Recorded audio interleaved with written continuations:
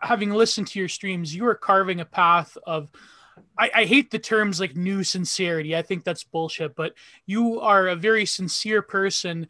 But do you think that sort of do you feel that the work that you've done in the past has relied more on the ironic thing? And do you think irony is dead as a means of conveying truth? Or do you think there's still a potentiality within irony? Or is irony just bullshit at the end of the day? Like, what do you feel about?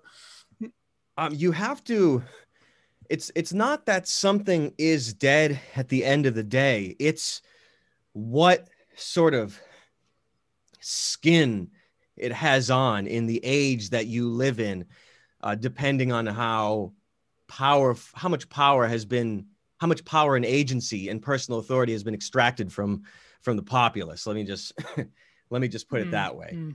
And that means where all the comedic devices still exist, but they change because they can't get crucified openly. Let me just put it that way. And so it's not that irony is dead or this and that is dead. It has to wear different clothes in order to exist in a world that is actually impossible to exist in. And the fact that you are existing in it, and the fact that you're struggling to exist in it is a giant gaslight.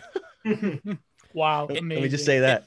It reminds me specifically the pilot you guys did from MDE, this sci-fi pilot.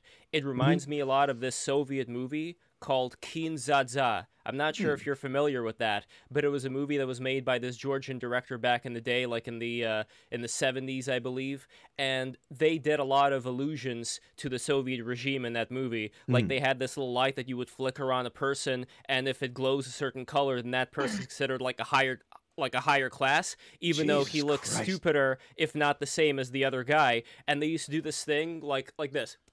Cool. They used to kneel and do cool, and that was their way of greeting. And they would do it twice, like cool, cool, to somebody who was wearing yellow pants, and then red pants that was even a higher grade. And the idea here is that they were making fun of the Soviet regime without staining it in black and white. So all the people who were in charge, who, like in the 70s, there were some smart KGB people still, but a lot of the officials, they were dumbasses mostly. Like they had a job, they knew how to do it. But when it comes to understanding art, they couldn't, so it blew past them. And I wonder if things there were was pretty similar... degraded by the 70s. You wouldn't get gulagged right away. Like they would, they were kind of decadent at that point, as all regimes fall. There isn't. No, I was just about to ask: is that pilot online still? For yes, I will send you. Be. And in fact, no, because I saw that pilot before anyone else, because there was a show you guys did in Brooklyn. Before World Peace that I was at, and the pilot was shown there, and that was the only time I saw it. Do we have pictures from that show? I have a picture that me and my friends took with Sam from that. Okay. That's the only thing I think I picture I have from that. What a madhouse! It was one of my friends that took it, and then he sent me the photo. What a madhouse! Yeah, that was something. That was an experience, and that was a fun time. That was the first time I got to interact with you. Hell yeah. God, those were so much fun to do.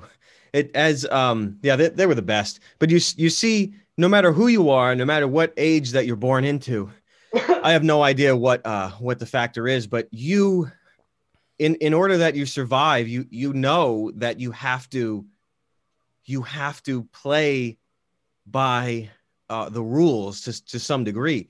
And anything that is lasting and that doesn't erode or that isn't destroyed by rhetoric or something like that. It has people that know that if you're out there and creating comedy that you think are just like creating edge, like I don't know what to call it. If you're you sort of have to not overthink these things, but I guess you do sort of have to overthink these things because you have to look 10 years in the future, 20 years in the future, 30 years in the future. Because if you know comedy and you know how to make comedy last, you know how comedy is destroyed, you know how life is destroyed, you know how everything is destroyed. So you really think, and comedy is it can't be killed in that it cannot be killed. It cannot be killed. In that, even at the end, so you're in a room, a prison cell with a friend. This is the end. Okay, someone walks in and they're in they got the suit on. They got the yellow stripes. They got the chevrons. You're gonna do cool 3 times, and you don't say anything. You look at your friend.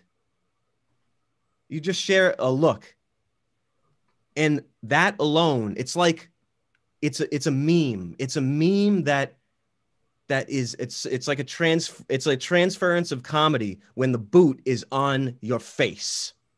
It's like being part of a mystery school. And oh yeah, you have to. You're initiated one way or another. I think comedy doesn't die.